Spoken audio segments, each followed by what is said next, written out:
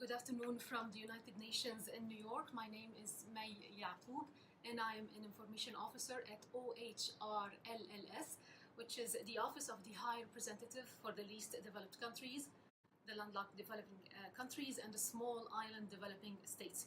I would like to welcome you today to this Facebook live session to launch the LDC's graduation campaign.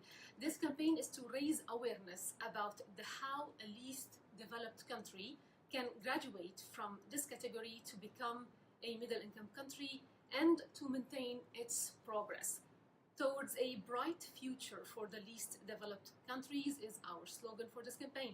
And to explain the process of graduation from LDC category, I have the pleasure to speak with Dr. Daniel Gay. You are Inter-Regional Advisor at the UN Committee for Development Policy, or CDP, and thank you for being with us today. That's okay. Okay, Daniel, I will start from the beginning of this process. What are the criteria that a least developed country needs to meet in order to graduate from this category, and how does the graduation process work? Sure. So there are three criteria that by which an LDC is assessed: gross national income per capita, human assets index, and an economic vulnerability index. And each of these is composed of sub-indicators, except the per capita income, which is just a number. And a country has to meet two of these three criteria for two consecutive triennial reviews of the Committee for Development Policy in order to be considered for graduation. Alternatively, it can meet double the per capita income threshold to be considered for graduation. And then at the Committee for Development Policy triennial review, the 24 expert members make an assessment as to whether or not the country is eligible for graduation.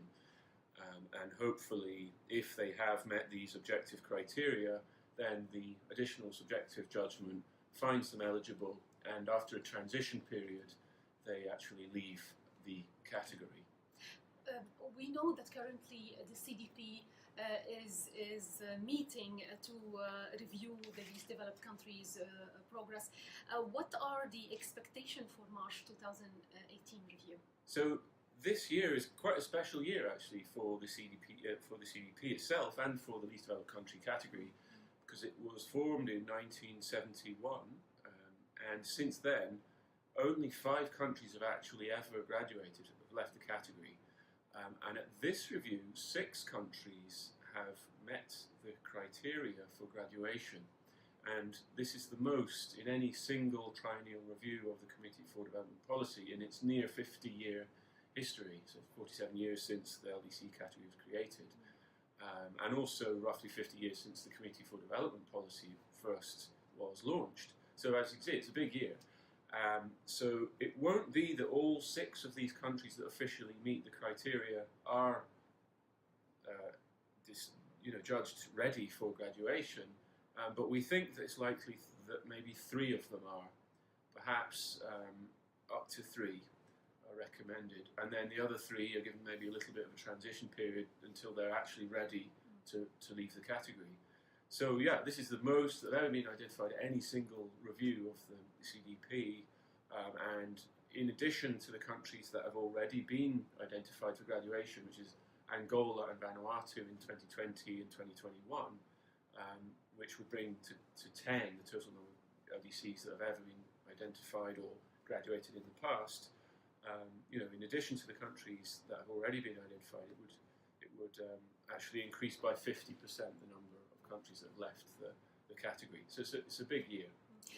But being an LDC helps in various ways. For example, in trade and aid. So here one might ask, why would a country leave this category? Why would they lose the international benefit? Some countries are rightly concerned about losing the trade and aid benefits, but others judge that the enhancement to their international reputation outweighs the loss to trade and aid. For example, Bangladesh this year for the first time meets all 3 of the criteria, and they are very keen to leave the category because they think that it's a sign of success. It's 50 years since independence. They see rightly their progress has been so rapid in the last few years that they want to celebrate leaving the category, and they want to try and attract more investment, and they think that the enhancement to their reputation will allow them to do that. Enhance more investment, maybe look more credible as an investment destination internationally, and generally be perceived as a sort of bigger player, more important player on the global stage. So actually, the advantages are more nebulous and subjective, I suppose. So it's difficult to compare them with the loss of these trade and aid benefits. And I should say that the specifics of the trade and aid benefits are that countries are entitled to receive 0.15% to 0.2% of the gross national income of Organisation for Economic Cooperation and Development countries. They pledge to give 0.15 to 0.2% of the GNI to the LDCs, and also countries get duty-free and quota-free market access to developed countries and other developing countries. So these are the two kind of trade and aid benefits, and it's generally up to the governments whether or not they calculate that it's worth losing these benefits, and that whether or not these benefits will be outweighed by the reputational enhancements that I talked about.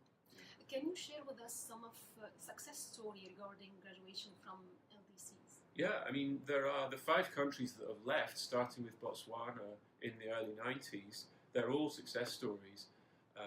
So Maldives, Cape Verde, Samoa, and Botswana.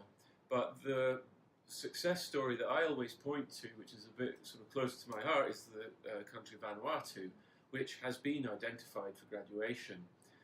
I used to live there, and I have watched its development story over the last 15 years, and per capita income in real terms, so taking inflation into account, has increased by 2.5 times in the last 15 years. But not only that, not only is there an increase in income, but they have a very high level of human assets. So their education system is quite good, and a lot of people go to school. And their health system has improved a bit over the last few years. So it's a broad-based development success story. And in fact, the per capita income is really, really high now. And they're well into the middle income category as measured by the World Bank and IMF. So yeah, Vanuatu is a particular success story, particularly because it's so broad-based. It's not just about income. I had a chance actually to speak with the PR of Vanuatu, Mr. Olivevi, and he spoke also. He spoke about the country plans to better their resilience in the face of natural disaster, and this is really impressive. Yeah, and that's the one area in which they struggle. I mean, naturally, being a small and developing state in that region, they are subject to a lot of natural disasters, and hence the economic vulnerability score that we use tends to be quite high, meaning that they're very economically vulnerable, and they don't pass that criteria. But sensibly, the government's diverting some of the wealth that they've created into vulnerability, resistance, into coping with the impact of climate change. So yeah, there's some very sensible kind of policy making going on in that area. What about the role of the UN, and in particular CDP and OHRLLS, in guiding the LDCs through the process of graduation? So both OHRLLS and CDP have outreach programs and capacity development activities with the least developed countries. And the latest thing we're doing is creating this new website called GradJet, which will be launched next week actually, gradjet.org, which puts in one place all the information related to LDC graduation. It suggests some activities for countries that are nearing the threshold for graduation. It says what we think they should do before, during and after the graduation process. And in addition to this website, which is under development and will be improved as time goes on, the CDP monitors countries after they've actually passed the graduation threshold. So for example, with the likes of Maldives, Cabo Verde and Samoa, we conducted annual monitoring reports after they actually passed the threshold. So it's not as if once you've left the category we sort of say goodbye, see you later. There is some additional support. And follow up. Yeah, and follow up. And I should say that we also sort of try to advocate for development partners and other bilateral trade partners to put in place smooth transition measures, so to phase out the benefits of LDC status gradually over a specific period. And I think OHRLLS and CDP are trying to work a lot more closely in that department. How is the graduation process connected with the Sustainable Development Goals? Yeah, so the LDCs feature throughout the Sustainable Development Goals, and it's a big aim of the SDGs to try and get LDCs to leave the category. And also within specific Sustainable Development Goals themselves, there are least developed country related targets.